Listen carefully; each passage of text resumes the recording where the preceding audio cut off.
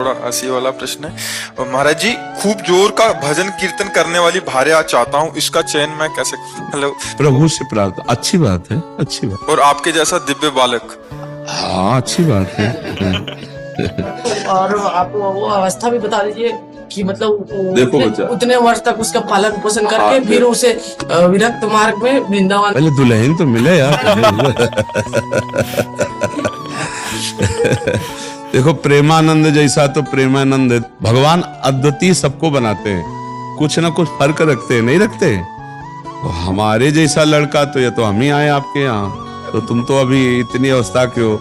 अब या तो हम मरे और फिर तुम्हारे अंश से पैदा हो, तब ये बात है। तो ये तो अब होगा नहीं, क्योंकि हमको तो जाना है श्री जी के पास, अब जन्म होना नहीं। तो अब हमारे जैसा मतलब एक भक्त समझो, भक्त पुत्र पैदा हो, लेकिन हमारे जैसा भक्त पुत्र जी उससे पहले पत्नी तो आ जाए, आए भार्या सुंदरो सक्कू भाई जैसे। आंग तो बहुत गुरु ऊंची है। सक्खू बाई जैसी पत्नी हो, प्रेमानंद जैसा लड़का हो, तो फिर बाप कैसा होना चाहिए?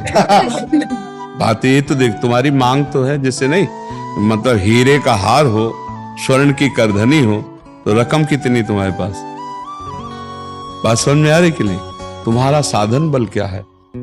अगर भगवान श्री कृष्ण को पुत्र रूप में नंद यशोदा ने प्राप्त किया तो उनका भजन देख लो।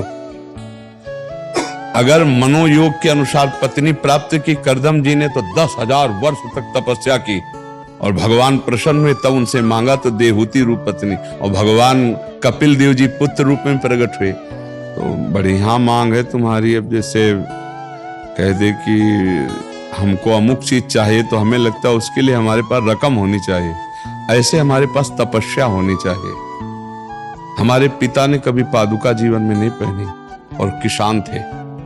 गुरु की पादुका झोली पे, गीता जी, रामायण, गंगाजल, ये साथ 10 बजे 11 बजे तक बैल की तरह मेहनत करते, हल जोतते नंगे पैर, और फिर स्नान करके गुरु की पादुका का चरणामृत पीते, गीता और रामायण का पाठ करते, और खड़े होकर आसपास देखते कोई संत महात्मा दिखाई दे जाए, तब फिर जो भोजन आया रूखा सूखा उसे पाते, और हर समय नाम जप करते हुए।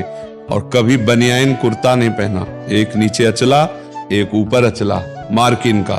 भीषण सर्दी में कभी स्वेटर कभी बनियाइन कर। ऐसे महान तपस्वी ब्रह्म ऋषि, 1 रुपया कभी बेईमानी का नहीं आ सकता, एक भी कोई अधर्माचरण घर गृहस्थी में नहीं कर सकता, मोहल्ले में प्याज लहसुन नहीं आ सकता। मतलब ऐसे पांडित्य, ऐसे भागवतिक भाव। और शाम के जब पूरा परिवार बैठता तब भागवत की चर्चा होती, सब भागवत सुनते, अपनी अपनी सैया में जाओ, 4 बजे फिर उठ के फिर शुरू भगवत कीर्तन, भगवत नाम, शंख ध्वनि, आरती, पूजा। और माता जी हर समय एक 2 खंडा का मकान था, 2 खंड का। ऊपर वाले खंड में राधा कृष्ण की मूर्ति सामने रखे, वो जपय में बैठी रहती हर समय। तब प्रेमानंद जन्मा उनके घर में। पूर्व का ऐसा थोड़ी कर्म, बचपन से ही भागवतिक संस्कार, भगवत। हम ये कहते हैं भगवान आपकी अभिलाषा पूर्ण कर सकते हैं, पर उसके लिए बहुत तपस्या होनी चाहिए। हजारों महात्माओं का सेवन पिताजी ने किया, हजारों महात्माओं का। 8-8, 10-10 महात्मा रोज आते रहते, सबका चरणोदक, सबको भोजन, सबको आने जाने की कोई दक्षिणा व्यवस्था। किसान आदमी, मेहनत की कमाई, तो उसका प्रभाव पड़ा कि हम कई लोग भगवान के मार्ग में हैं, कई, और सब ईमानदारी से तपस्या भजन करने वाले।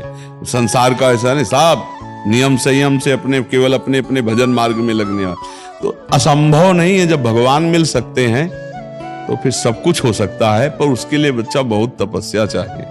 तो ऐसा सक्खू बाई जैसी, सक्खू बाई के लिए भगवान बंध गए, नहीं बंध गए, बंध करके स्वयं अपने को बंधन में डालकर सक्खू बाई बनकर उनके पति की सेवा, सक्खू बाई को मुक्त कर दिया।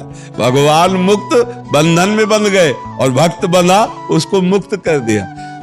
हमें लगता है तुम बच्चा थोड़ा सा ऐसी भावना करो कि भगवान कृपा करें और हमारे अनुकूल पत्नी दे दें, कोई भगवत भक्त पुत्र मिल जाए, ये बढ़िया है।